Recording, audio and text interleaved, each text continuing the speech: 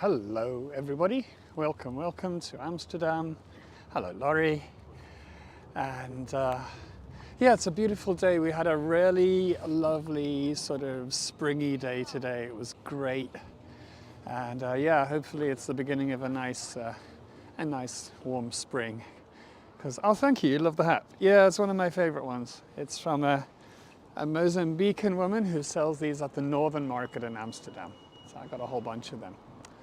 Anyway, hi everyone, Catherine, Natalie, hello, Ruth, Shalom, and Donna, welcome Donna, Trisha, Sandy, Susan, hi. Okay, enough of me, you know what I look like. How's that for Purdy? Okay. So, there's all sorts, loads of people around. The magnet of a bicycle.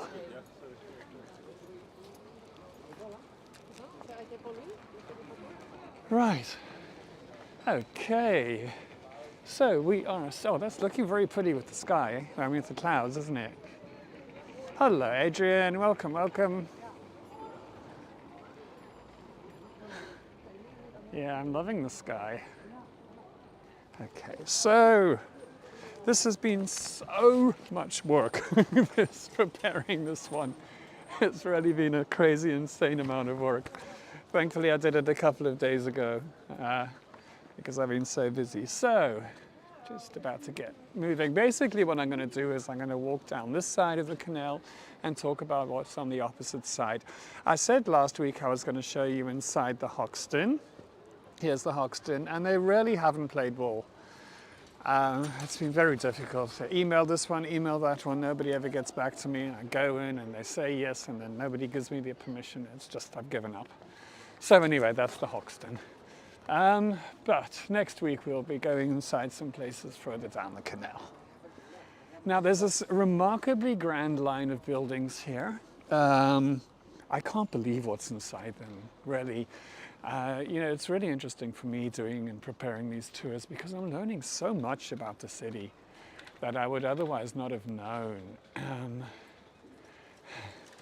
So we're gonna start.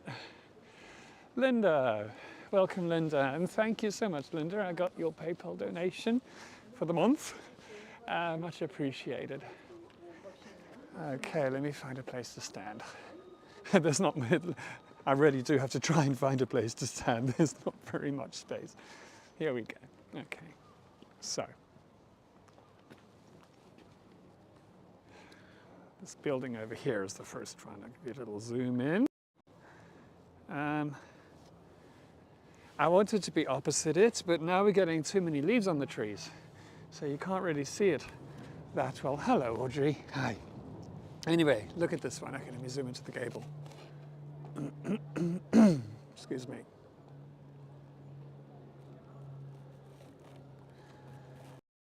Oopsie daisy. Okay, there we go. Now this one, the address is actually Herengracht 244 to 246. And the gable is in Louis XV style, and that's the third quarter of the 1700s. And you see up at the top, the cornice, it's got two peaks, a peak there and a peak there. And that's because these were actually two buildings.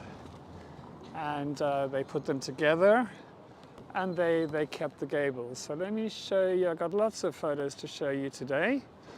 I was here earlier in the week on a lovely sunny day, and this is a close-up of one of the gables, the one on the right, which is a bunch of roses.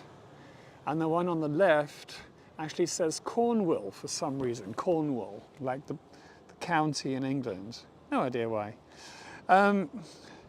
So this was actually built quite recently, really, in 1928, believe it or not. And as I said, they reused the gables. So it's what was classed as assimilation architecture. So if you have a look here, I've actually got the building in three different incarnations. So the one on the left, the drawing, is actually from like an old canal book from forever ago. So you see the one on the left, that's Cornwall. Hey, hi Ronnie. And the one on the right is what became the one with the roses. And then the middle picture if you look at them, they're the same height.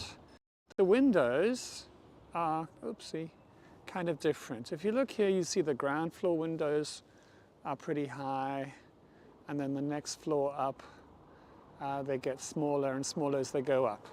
Now the house on the left are rectangular, and the house on the right, if you look here, the windows were rectangular and they got a sort of a gentle arch above each one. That was a later development that's called Empire style.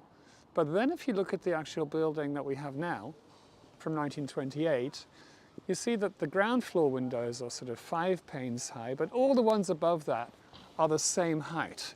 And that was because the whole building was rebuilt. And that was typical of the period. They kept it much more uniform. Okay, so that's its 3 different incarnations.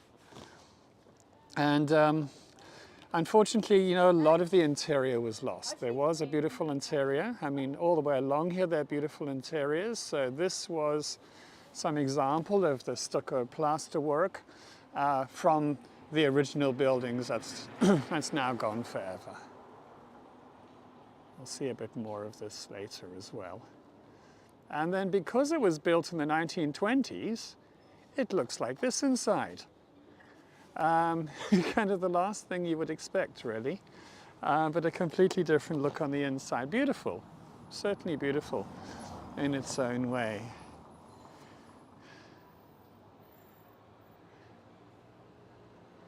Okay, one building down. Oopsie. Now the next one, I don't have to move very far because the next one is number 248. Okay, with a nice triangular pediment. And this one was built originally way back in 1614, which was when this canal belt was laid down, you know, so it was really from the original time. And the house has a name. It's called Tectum Habita. Good old Latin. Oh, how I enjoyed Latin for 4 years of my life. Can't remember a thing. But anyway, this was translated in various ways, but translated as live by yourself so that you know how to apportion your wealth. How's about that? And that used to have like so many, hey, Satyam's here, welcome Satyam. Used to have a stepped gable, and it was altered over the centuries. So here is what it looked like originally on the left.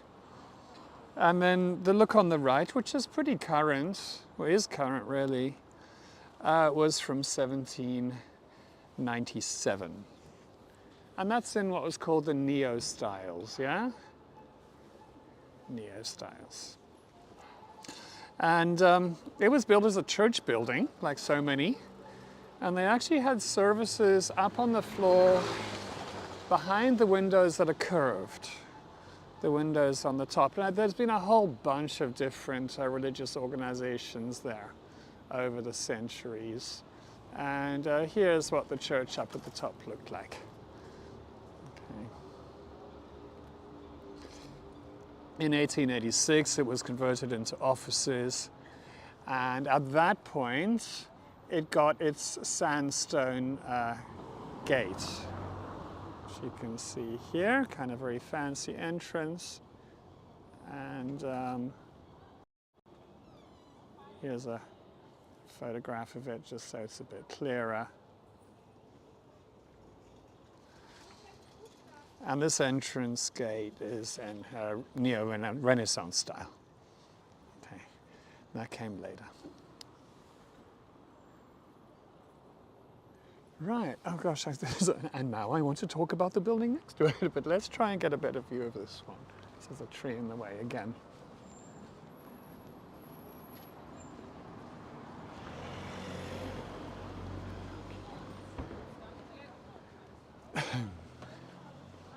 Okay, now this little baby here is Herengracht number 250. And right up there, I'm not going to zoom in because I keep zooming in and zooming out, and I've got a picture of it though, which was on this beautiful sunny day, and I lightened it a bit. so you could see it properly. So this is the remarkable gable at the top. So it's a coat of arms, and it's held by griffins. And since, you know, antiquity actually, the body of a lion and the head of an eagle has been this mythical creature. And what that represented is that it was the lord of the skies and the earth. So they were very, very powerful creatures. They were actually associated mainly with ancient Greece, but they also feature in ancient Persian and even Egyptian artwork. So there is, you know, sort of evidence of them from the 4th millennium BC. So they've been around a bit.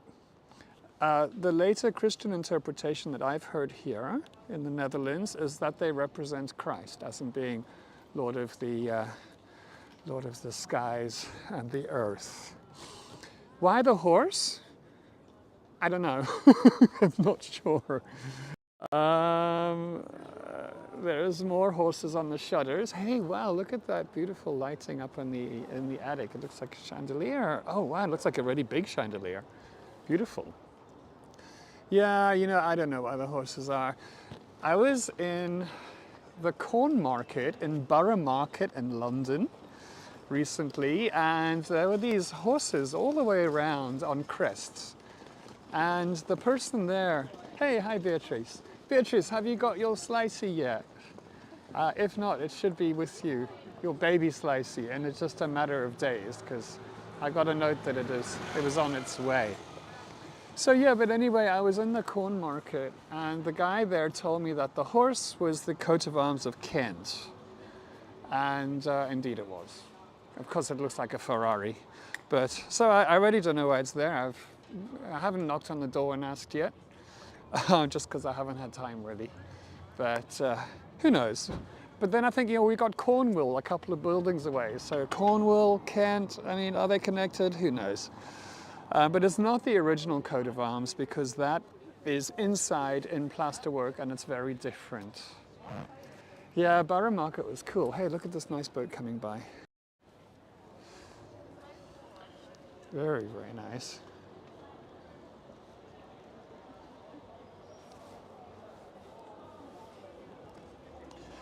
I have the feeling it's going to be a lovely summer, spring and summer. Every now and again we have already. You got it! Oh, fantastic! Great to hear, Beatrice. Wonderful. I hope you're happy. Hey, look at the green leaves coming. It's the first time I've really seen them so much. It's also the symbol for a whiskey product. Okay. Well, who knows? Who knows? This building here, the same one, had a beautiful ceiling painting way back by an artist called Jacob de Witt, and it's called Dawn Drives Out the Night. So here it is, just briefly. Here is, well, not briefly, but let me just get it in shot. So here is the main part of the ceiling. Okay, dawn driving out the night. So what we have on the left bottom, there's a woman floating with a light pink dress and a torch, and that is dawn, chasing away the nighttime. And just to the right, above the cloud, you have Diana with her bow, and she's kind of, you know, accepting the fact that dawn is breaking and nighttime is going. All good things must come to an end. Flora is on the right, and she's in the darker pink dress, and she's kind of pretty pleased with the sunlight coming because she's got a basket of flowers and she's surrounded by putti, little babies. And her lover is Zephyr, and Zephyr is on the left, blowing the last of the dark night clouds away. It's really, let's see if I can zoom in a bit for you. It was very dark when I took this photo, and I'll explain how and why that happened. So it's not the greatest of quality because it was quite a dark room. Right, and then on the edges of that painting, all around the edges and the corners, so I put them all together in a little montage here, are putti representing different seasons. So top left, they're collecting flowers, and that's spring. And then just to the right of that, they're actually harvesting wheat. So that's the summer. Bottom left, hey, hi Tariq. Bottom left is the harvesting of the grapes, so that's the autumn. And then the bottom right, they're actually warming themselves around a fire. So that represents the winter. So those four, if you look, actually no, you can't really see here because I cut them off, but they're in each corner. Now, the way you can see this, because normally, I mean, if it was in its original house, like that one there, you know, we'd never be able to see it. What happened, let me just try and get rid of this thing now. What happened is that the whole ceiling was moved to another house. And that house is the Willett Holthausen. And that's at number 605 Herengracht, and that's open to the public. So it's actually possible to see, which is great. So it's quite accessible. And that is such a beautiful house. I'll get to it eventually. But if you do come to Amsterdam, that's a great one to visit, to see a really grand canal house. Lived in by a terribly grand couple who left it as a museum to the nation. Okay. Now, how many people on board? 47, great. So, if you could like this, that would be great. If you could leave a comment under the actual video on, hello Bill, on YouTube after the tour, that would be even better, because apparently the algorithm loves that. If you haven't subscribed, if you'd like to do that, that would be cool. And let's talk about this building here now. Just zoom in a bit. So yet another very grand building with a flat cornice gable. There's a crown up. And there's some detail. It's much easier if I just show it to you this way. And it says Maybole. Now, the Maybole. What on earth is a Maybole? Well, it's a bale of a plant that used to be used to make red dye. Ta-da! And the plant is called the madder plant. Okay. Now, the first house on this site was actually built for Brother Paulus Maybole, who, not surprisingly, had a dye and medicinal herb shop on the Mole Steeg. And this house is from 1730, when it was rebuilt in Louis XIV style. And of course there's lots of lovely plasterwork inside, and I managed to find some photographs that I was allowed to use of how people were living then. So this is people, this is the house in the late 1800s, I believe, because that's, you know, the early days of photography. Beautiful, a really overstuffed feeling about it. Okay, and here's another one, because what do genteel ladies do? They read in the afternoon. What a lovely hallway, huh?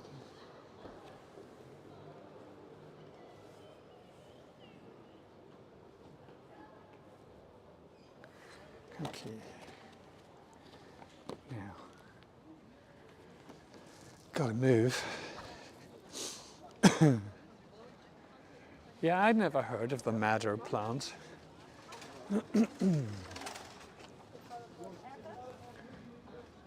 So from next week, this is starting an hour later, because it's later.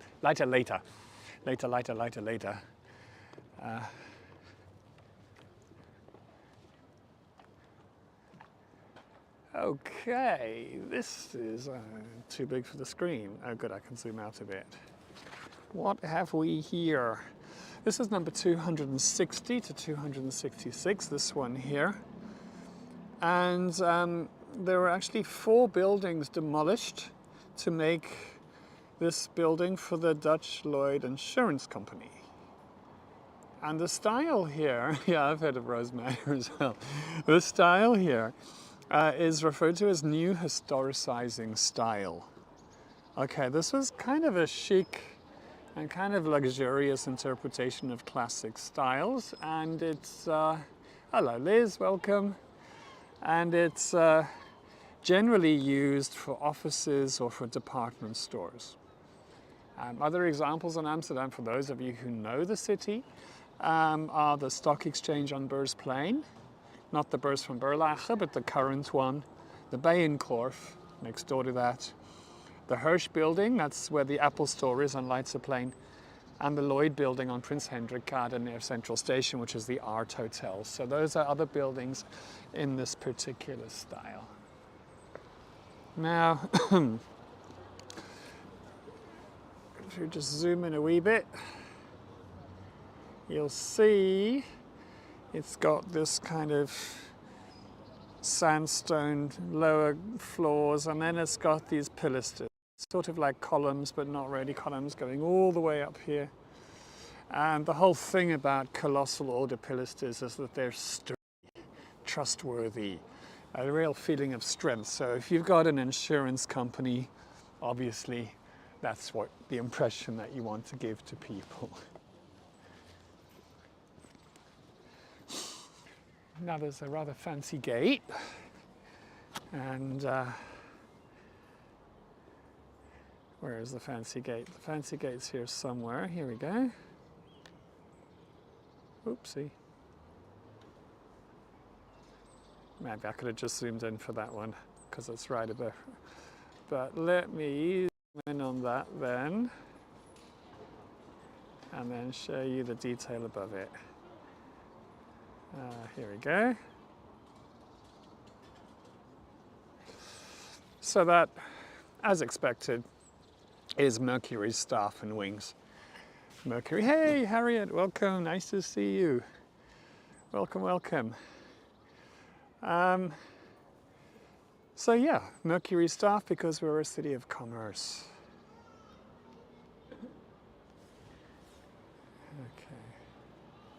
Okay. I'm trying to get rid of this picture and I keep pushing the wrong button. Get with the program, Mark. Okay. Where are we up to? Oh yeah, okay. Sorry, lots of traffic.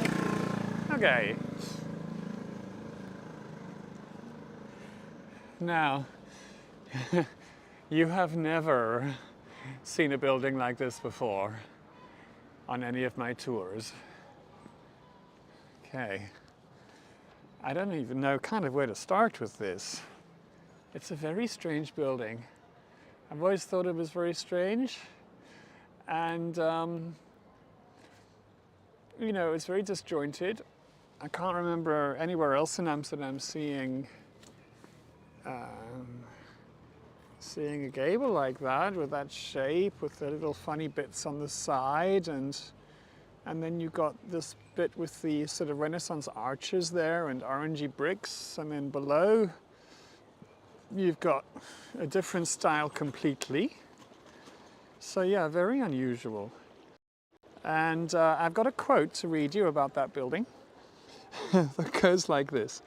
It is not entirely clear when the house underwent the renovation that entailed the mutilation of the facade into its current form. Okay, I love it. So it could have been, I think, in the 1700s or the early 1800s, where they just did this kind of, you know, a little bit of a mix and match story. It is so odd, Donna. So here is what it looked like originally, actually kind of pretty, and what it looks like now. So what were they thinking? How do they get away with that?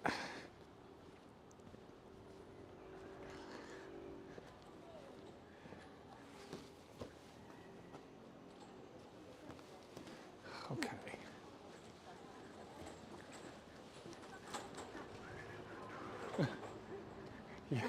Yeah, that is a pretty harsh criticism of it, but I think pretty spot on. You know, so the only original bit is that tiny little strip there. That's original. All the rest is just, you know, a mix and match. Okay, now the next one is this one here. And it is a building which is called the White Lily. No prizes for guessing what there's a picture of right at the top of it. Is a white lily, and it even says the White Lily. Oh, quickly, let me show you this cute little boat. Sweet. Hey, I wonder if this is Lee. It is! Lee! Alright. It's Lee with Pixie.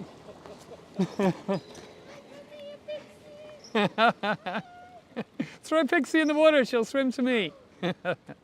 Okay. Awesome. Well, that's how Lee spends her days and nights. Cool. Haven't seen her on the water for ages. Haven't seen her for ages, actually. So where was I with this one? Oh yeah, the White Lily. Over here. So the stone facade. Okay, no, wait. That's not what I wanted to talk about. The White Lily, White Lily, White Lily. Yes, up at the top. I wanted to show you. Oh yes, I was doing that when I quickly took this away because I was showing you Pixie.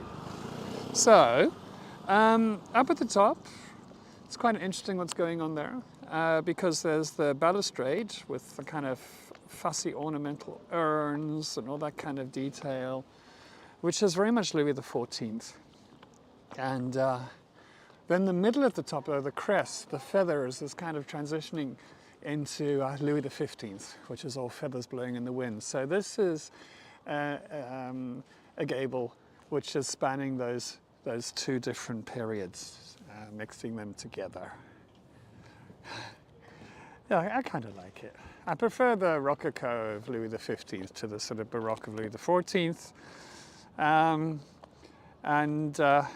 As you can imagine, it's probably got really beautiful plasterwork inside. Oh, this is so Ben from the Charge Show. Ben and I met, we had coffee and a meal here in Amsterdam. And Ben's got a YouTube channel where he explores all things about electric cars. So if you're thinking of getting one, you want to go and check that out first. And yeah, I'm sure Ben will come back through Amsterdam and we'll do something together on YouTube Live, which will be great. So yeah, I was going to show you the inside of the building. Oops, here we go. How's this for plasterwork? There's also this most incredibly beautiful stairway that sort of curves around with really, really, really lovely, lovely carving. It's stunning. There's a lamppost next to me and I thought it was somebody standing right next to me. Which reminds me of a story my mother told me once. She was in a clothing shop and she was looking at some things and then she apologized to somebody who she bumped into and she just realized that she'd bumped into herself in the mirror and apologized to herself. One of those moments. Okay, so I'm actually going to talk about these buildings here, but I'm going to go across the way to do it.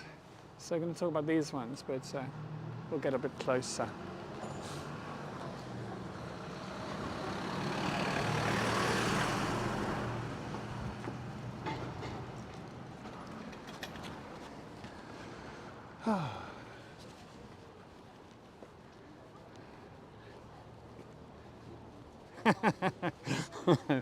Very good one, Tish. I think she looked around in a slightly embarrassed way. There are so many beautiful boats on the canals tonight. Amazing, look at this one.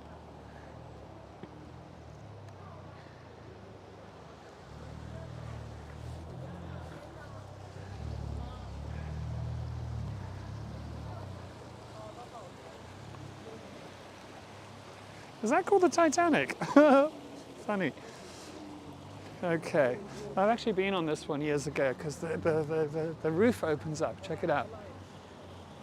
You can slide the roof open. It's really nice. Excuse me.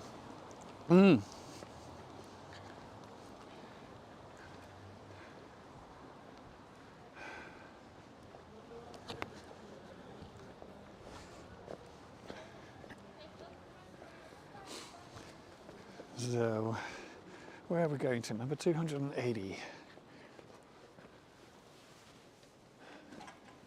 So soon, with the leaves coming on the trees, I'm going to have to switch to a different part of the city, away from the canals, because they obscure so much of the houses. And then it'll be a break of, until next winter, I think, for canals. But we've been on the canals for quite a while. Yes, Polly, I think it's just so much safer shopping online at home, isn't it? That's that. Oh, that is such a lovely building, that one. Here is the next one. So it's number 280. Oh, you did that to a mannequin. Yeah, that could be easy to do. Okay, what's going on with this building here? Now you'll notice that this is sandstone. And what people were doing when they were building in sandstone is that they were showing off how rich they were. Because that meant it was all imported. Every single little block. Oh, nice reflections. Oh, look at that. Let's set up some reflections. So yeah, the people here were pretty much showing off that they were a bit flush with money. Yeah, I don't think we get as nice. Oh, we do actually. Well, it's very similar. Looks. Okay.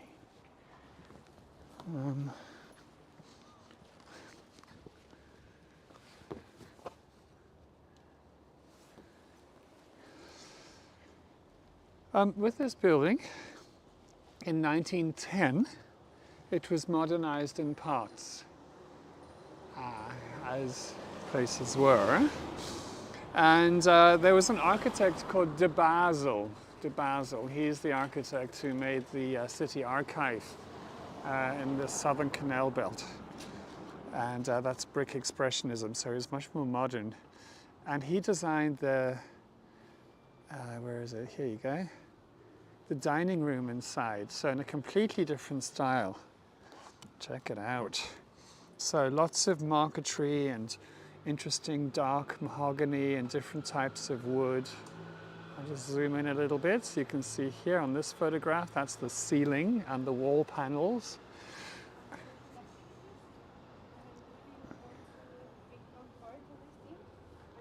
And then over, oh come on. Sometimes it's difficult to keep control of the image. The sideboard here. More beautiful marquetry. Dining table with 10 chairs. And it's there's a table, there's a carpet under that dining table, but over here you can see the actual marquetry on the floor as well. And look at that old telephone. It's kind of why I chose this photograph, so you could see the old telephone. How cool is that?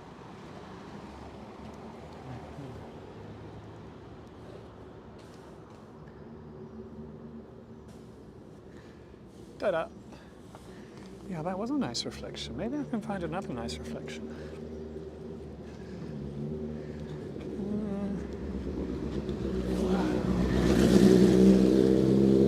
There's just too many nice buildings here to look at. And the last one that I've prepared info for anyway is this one over here. Straight up to shade up the top.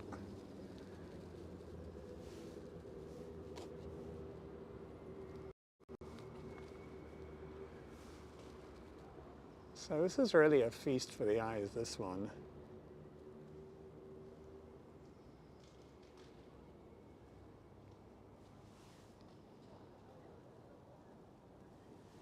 It's a little bit grubby, which is unfortunate.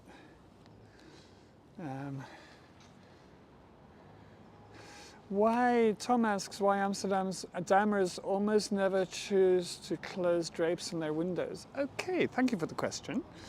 Let me deal with that, because I have some pretty good views. Well, I have some views on this, and I'll just point to the other side of the canal while we talk about it. There are a lot of things that are said by tour guides generally, and I don't know if I'm buying them. So people will often say that the reason why the curtains are left open is because they wanted people to be able to look inside and see that they were living in a decent, restrained Protestant manner. That's never really made so much sense to me, because there are lots of rooms in the houses, and all you're going to do by leaving the curtains open is see what's happening in the front room. You know, so I mean that doesn't really hold so much bearing on how the people are living in the house. It doesn't really make much sense to me. What made much more sense to me, because I'm always thinking there's got to be a practical reason. And the practical reason that appeals to me most is that these buildings are generally narrow and deep and tall. And the only way that light can get in is from the front and from the back. There ain't no side windows. So I believe that's why they had such big windows. They would often have something to obscure the lower part of the window, whether it was a bobbin lace thing or an embroidered thing, or in this case it's a blind that pulls up a little bit. And so I just think it's to do with letting the light in as much as possible. And you see, one of the problems always, even with curtains, is when they're open, they obscure part of the windows. Check out this one here. So the curtain open here, this is actually still obscuring the light coming in, but usually people would have curtain rods, so when you open the curtain, the entire window is unobscured. And of course nowadays, with double and triple glazing, people tend to go for blinds, because you don't need the curtains to keep the warmth in anymore, because of the better insulation. So blinds are much better, because blinds, when you raise them, are completely clear of the window. So that's my take on it. I might be wrong, but I always think it's good to chuck a bit of logic at something and not just repeat what you hear people saying. I want to know why. Why? Okay. Now, this one here, number 284, the one we're just looking at, has a name, and it's called Van Brienen House. And the gable up at the top, here's a close-up of that. This beautiful sort of Louis XV feather up at the top, desperately in need of it clean. 14 style up at the top, but the feathers are giving it a bit of a 15 feel as well. Symmetry is very, very important in Louis XIV. Louis XV symmetry went a bit out the window, and they would be really daring, and the top feather might even be blown sideways. But with Louis XIV, it was all about symmetry. So that's what they've done here. If you look up at the top, there are actually two hoisting beams, one on the right and one on the left. But actually, only the one on the right operates. The other one on the left is a fake one. But they put it there so it was symmetrical.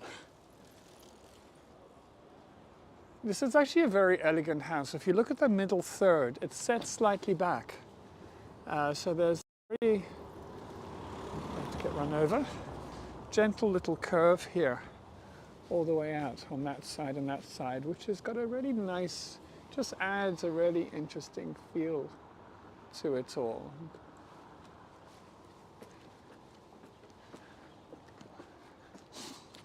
Coming down here, you see the front door is actually pretty plain. Not much ornamentation around it. It's because they didn't want to detract from the centerpiece, being the one that drew your eye with the decoration and, of course, with the symmetry that I was just talking about. So check out the detailing on here. I feel like coming and bringing a ladder and a bucket and of soapy water and giving this building a jolly good scrub. Okay, now a bit about the building though, and the family that lived there.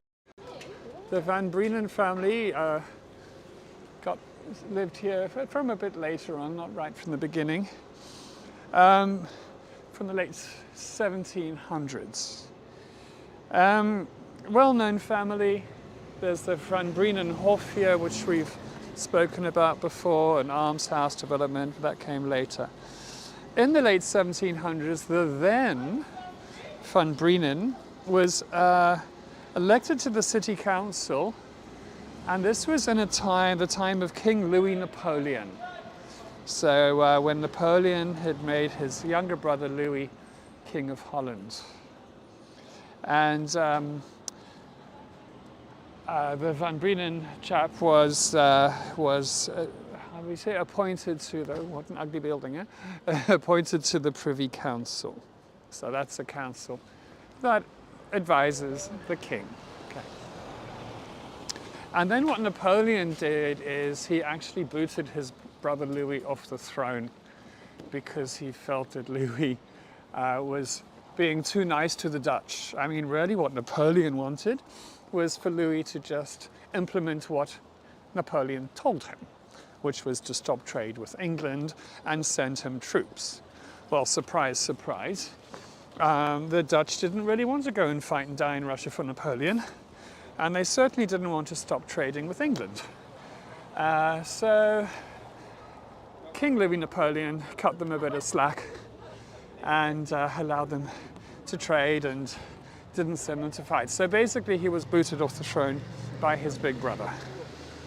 And what real Napoleon, big Napoleon did is he made the same Van Brienen mayor of Amsterdam, which was a little bit of a tricky position because, you know, the Amsterdammers were not happy because of the financial hardship during that period. But he was mayor, and then when Napoleon came to visit, he presented him with the key of the city and made a big fuss of him because Napoleon kind of liked that. And in response, what Napoleon did is made him a member of the Legion of Honor, and then also a French baron. Now, when Napoleon was defeated, Van Brienen was booted out of those positions pretty quickly. However, the first Dutch king was Willem I, and he didn't bear grudges, and he appointed the same Van Brienen to the Senate and ended up making him a Dutch baron. So, I mean, he really was a political survivor, eh? And in 1932, a descendant of his gave the building, let's just pan around to it again, to the Hendrik de Keyser Foundation, so the foundation that looks after historic buildings. This one over here. You know, and it's such a narrow little building. It's just 3 windows wide, but it really is a magnificent one inside. And it's very unfortunately closed to the public at the moment. I hope one day it's opened. On the upper floors there have been various NGOs at different times. Now what I did is there were so many photographs, I put it into a sort of a little film. So let's try and see how this works. All the copyright is from the Amsterdam archive. Okay, there we go. So here you go, the different rooms. And of course, more beautiful ceiling paintings, more beautiful corridors, and yet more.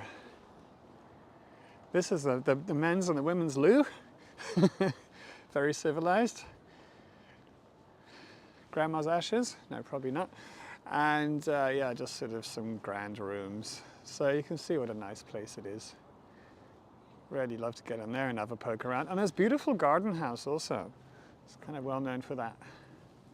And there we go. So that brings us to the end of today's lollipop. Does anybody not have a slicey? I wonder. Is there anybody who doesn't have one yet?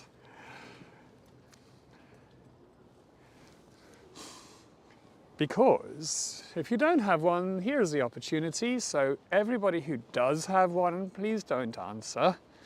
The slicey question for today is,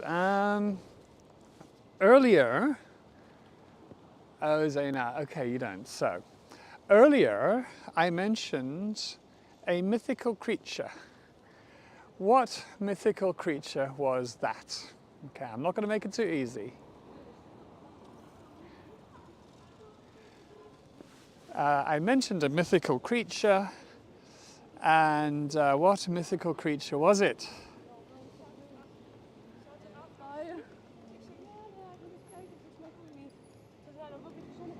Is the question. Now, to give you a clue, yes, indeed. Tom, you've already won one, haven't you? Okay. I think you've already got one. So, no, Tom's got one. Hey, okay. Tom has one, and then I don't know. Oh, you don't? Oh, well, there you go. Fine. Okay, excellent. Well, that settles that one then. I will have a look later on the chat in YouTube, because that's where it works best, because my phone is not always like yours and there's some variation in it. So we'll have a look later. Okay, now thank you for joining, everybody. In the description, of course, there's Buy Me a Coffee, there's PayPal, and I really do appreciate it if you donate something. It's a hell of a lot of work. I love doing it, but sometimes I feel like, oh my goodness, it's so much. It does help to know that it's appreciated. You won one, but you didn't get one. I'm going to give it to you in person, aren't I? I think. Anyway, so yeah, I really do appreciate it. And hey, Annette, hi. Cool to see you here. Yeah, what else? There was something else I was going to say. I can't remember now. Yeah, I think that's it. So I will hopefully see you next week. And yeah, take care. Happy travels. Okay. All right. I'll have a look later at the chat and we'll sort out this slicey story. And if any of you are not in the Facebook group, also in the description of the tour, you'll find a link to Mark and Lee's Splendid Amsterdam Adventures. And if you apply to join that, I'll approve it later today. And then that's a really easy way of keeping in touch. Okay, bye.